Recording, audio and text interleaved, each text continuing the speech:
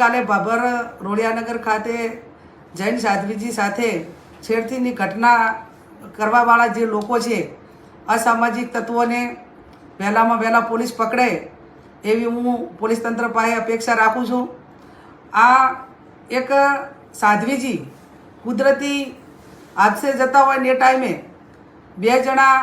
watch રાખીને એમની સાથે આવું કૃત્ય કરતા હોય તો એના ઉપરથી એવું નક્કી થાય છે કે આ રાજ્યની અંદર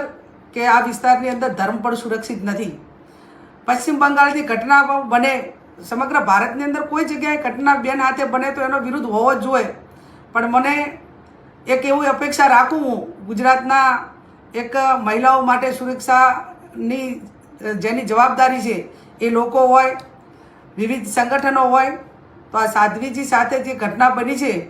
એના સમર્થનમાં એમને ન્યાય મળે, વહેલામાં વહેલો અસામાજિક તત્વોને મોકળું મેદાન ના મળે અને કાયદો અને વ્યવસ્થા જળવાય એના માટે કરીને વિરોધ કરવો પડે તો વિરોધ કરીને સરકાર સુધી વાત પહોંચાડી અને ગૃહ વિભાગ છે એ વહેલામાં વહેલું મક્કમ રીતે પગલાં લઈ અને આ અસામાજિક તત્વોને ડાબવાનું કામ કરે એવી હું અપેક્ષા સમગ્ર ગુજરાતના